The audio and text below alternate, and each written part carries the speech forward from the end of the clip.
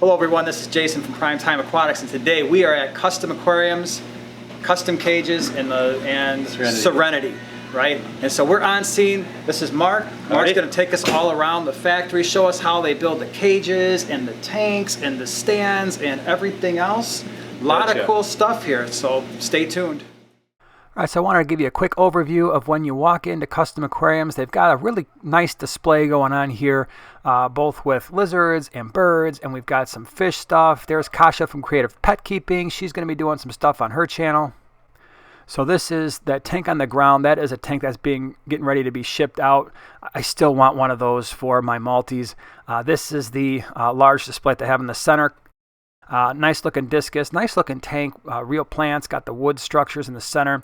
I've got a video where we went over these tanks. We looked at the filtration system on the saltwater tank. So if you're interested in that, I will put a card in the upper right-hand corner. But for right now, I'm just kind of giving you an overview of what you see when you walk in. Very large saltwater tank. Here, we've got a setup. We've got some turtles down there. We've got some fish. And there's a chameleon there. This is something I would really, really like to do in the future is set something up where we've got both the aquatic side and some land-based animals, whether that's frogs or lizards, I don't know. But it was definitely cool to see. And so here is Karma. He is a chameleon. Get it? Karma chameleon from the song. And so just a really, really awesome looking animal. We're going to go ahead and get the opportunity to take him out in a moment. And here he is, Kasha from Creative Pet Keeping. She's got the chameleon crawling all over. And what was interesting, I got a chance to hold him as well. He's got a really tight grip. You can certainly see why in nature they would be arboreal and hanging out in trees and stuff. And just a really cool experience. I never had a chance to hold one before. Of course, you see them sometimes in pet stores, but really awesome animal. So let's go ahead and get started and take a tour and see how they make these tanks. As you can tell, our loading dock is pretty packed. That's a good thing. Yes, working on just getting more space. We are in very tight quarters here, just kind of keeping up with demand. I love the smell of cut wood in the morning. So this is our whole crating department here. Basically we're shipping glass all around the state, so we do pretty elaborate crates, to the extent of almost building like a wall for your house on the sides of it. Yeah, right. Trying to prevent damage and just give the, get the product to the customer as best we can. Yeah. This is a dream for someone who's got to build their own stands. Yeah. What do we all notice here? They're all perfectly straight. I usually spend like a half hour, 45 minutes just trying to find a dozen straight boards. Usually you got to dig through the whole top of the pile which everybody else has restacked. Yep, it's an amazing thing right there. A lot of our, again, aluminum, so we're big on, using the higher quality aluminum, all marine grade anodized. We own all the tooling for that. We have approximately 20 to 30 different extrusions that are all unique to us. And so here again, you can kind of see we're starting to get into their wood shop area, and that's primarily what this building is. And they've got a number of buildings in this on the street where they manufacture different things. And this is primarily where they're doing a lot of their woodworking. I was very impressed with their shop, as you can see here. They've got lots of different varieties of wood, thickness, types. It really depends on what the customer wants. Again, that is their business, is to do things that you don't typically find in a store and try to do them at a much higher quality. And here you can see how some of the stands are being built. Again, the craftsmanship was something that stands out.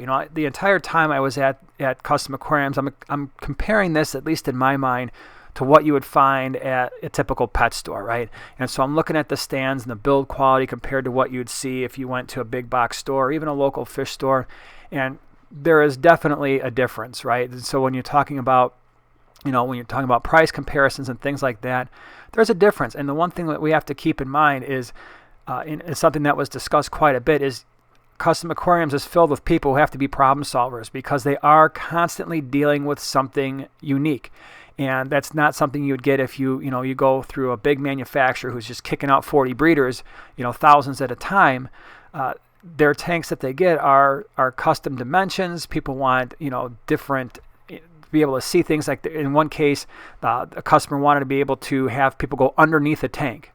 Think about that for a minute. And this tank was going to be huge. So you've got a ton of weight. You can't have a center brace in that tank at the bottom. They wanted to have an unobstructed view, and there's going to be people underneath that. That's the kind of issues that they deal with almost on a daily basis. And so I found it fairly impressive that, so often the no two tanks are the same, right? They're setting out stuff really that the customer kind of dreams up. And if you were to go to their website, you can build a tank to the dimensions that fit your needs, and it doesn't have to be rectangular as we see there. And now we're starting to get into the area where they're starting to do some of the finishing, some of the coating, the painting, the staining. And then again, we see lots of different options here, and so that you can fit whatever your natural home decor is. And so they've got a spray booth in the back that you can see in the far corner. And then again, we could see all the different types of stands. And so here you can see this is a nearly finished stand. Again, the quality of the finishing, the quality of the assembly. And, once again, I'm looking at this and I'm comparing it to what you would typically see at a pet store. And you can see where that, that added value comes in here with a stand like this. As we continue to travel through Custom Aquariums, now we're going to a different building. And the building that we're looking at here, this building is where they do all of their tank building. So the one we were just at, it's primarily, they do a lot of work on the stands. They do some work on some of their custom cages for birds and for reptiles. And then as we move into this building, we're going to start getting into the actual building of fish tanks. And this is quite the impressive operation. So I'm excited to bring it to you. And so here we're getting into basically the front door here, and we can kind of see all of the operation as we're walking through, and it's a busy operation, and it was go the entire time. Everybody was working, looked like they enjoyed what they were doing. And so we're going to go ahead and kind of take a look at how they get a tank moving from the very beginning to large sheets of glass all the way to the point where we are getting ready to go out the door. Again, we got Mark leading us, and we're going to go ahead and take a look at the process. So I think the first thing I found impressive, right there, look at the size of that sheet of glass.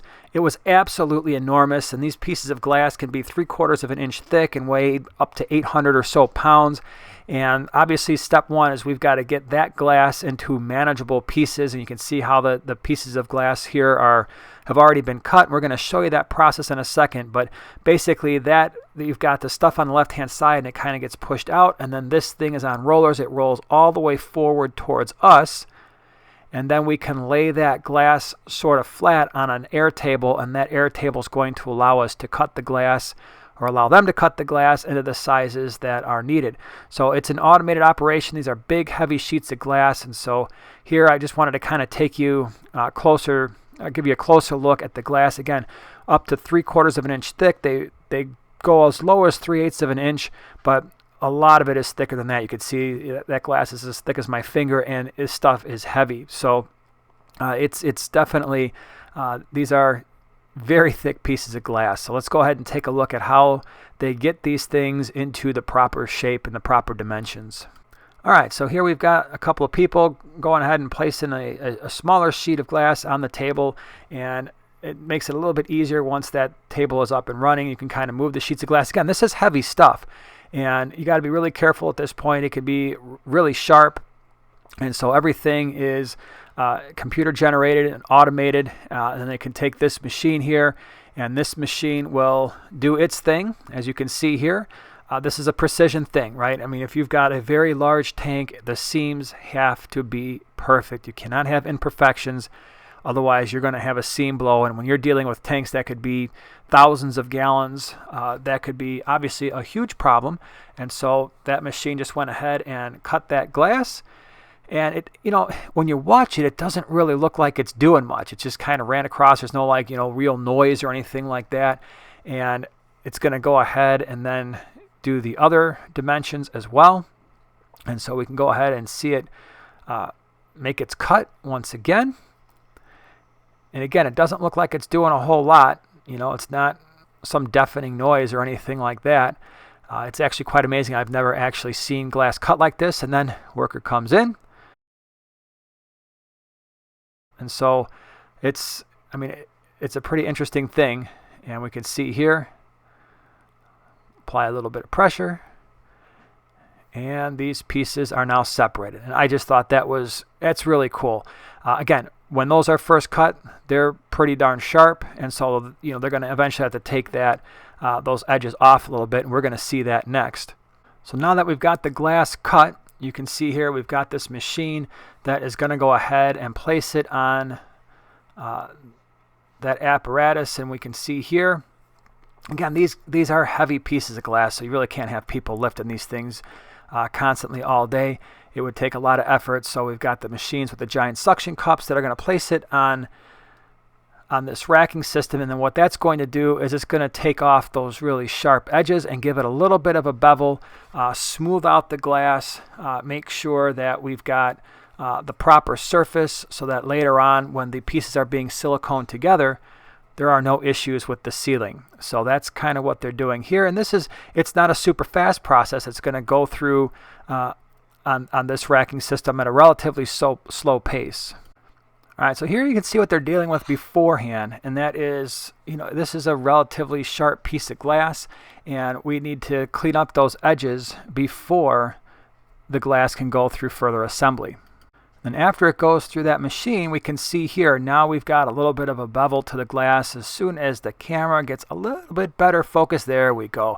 And you can see how things have been smoothed out. You can see these little dots right there on the right hand side of the glass.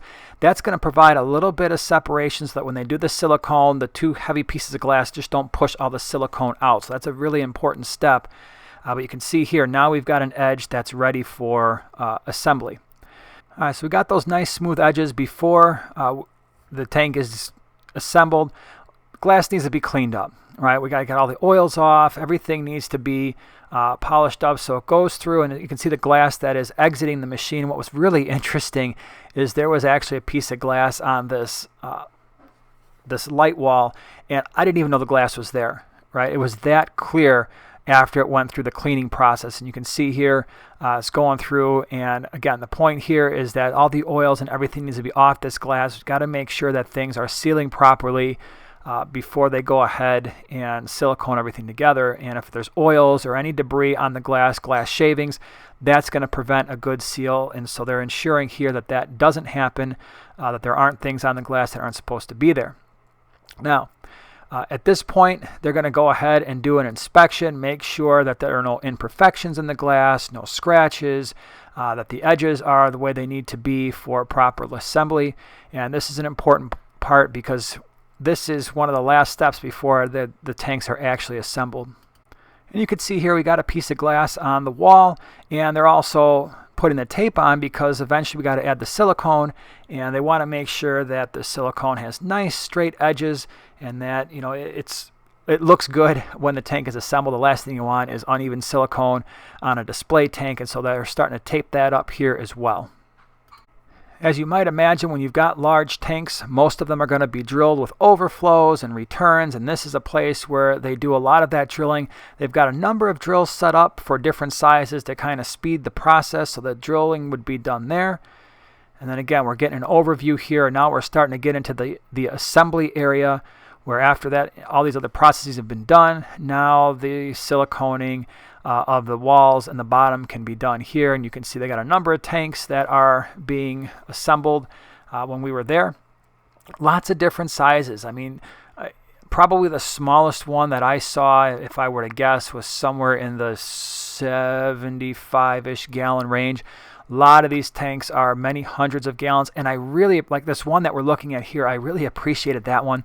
I tend to like shorter, longer tanks, and I think if I could have, like my dream tank, it'd probably be about 8 or 9 feet long, but maybe only 16, 18 inches high, and probably about 24 inches wide. I think that would be an awesome thing, and that's not something you're going to find at a pet store, but a company like this could certainly get that done.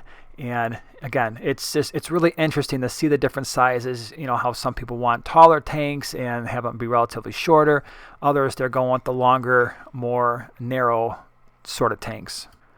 So now that we've got the tanks, at least the glass assembled, we got to get the frames put on. And so we can see here, we got the guys over at Custom. They're going to go ahead and do the siliconing. This is for a top frame.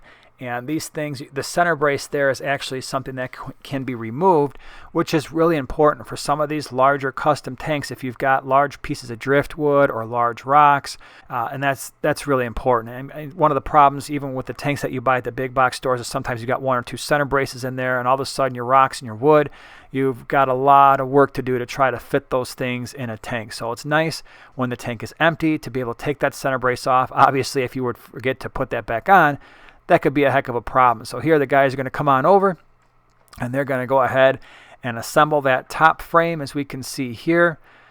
And you know, it's an interesting process. And again, the frames, even the frames, you know, when you compare the frames here to what you would find at a big box store, they're using, Custom Aquariums is using an anodized aluminum that's going to be strong, it's going to be corrosion resistant, it's going to be strong enough to keep those big tanks together, where most of the time when you're looking at a big box store and the tanks that you'd find there, the frames are going to be plastic, and there is definitely an advantage to having a frame like this on a tank. And here we've got a tank that is pretty much close to being done. Again, I really like this tank. It's shorter. It's probably about 18 to 24 inches wide, and it was somewhere in the 7 to 8 foot length.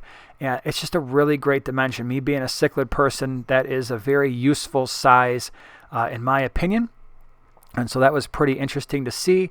And when you look at the backgrounds, they can do lots of different stuff with backgrounds. They can paint them a solid color, whether that's, you know, some type of blue or black. And then there are some people who want a different type of background. And so here they can have these things installed where there is, you know, plants or wood, fake wood in the background, or something even more elaborate if that's what the customer wants. Here we see a non-traditional size, a corner unit. I thought this was pretty cool. All right, everybody, so that was a tour of Custom Aquariums. That was a lot of fun. We'd like to thank Mark and Ted Judy again for having us come out and tour the facility. We really appreciate it. Again, check out Creative Pet Keeping. She's also got a video out on the tour. She approached it from a different angle. She's got her own spin on it. So definitely check out her channel. I will put a card at the end so you can go ahead and check out Creative Pet Keeping. Everything you need is in the description if you want to check out Custom Aquariums website or Creative Pet Keeping's YouTube channel. So we really appreciate you watching. We've got a couple other really cool fish store tours coming up as part of this little voyage that we took. So if you like this video, share, subscribe, and we'll see you in the next one.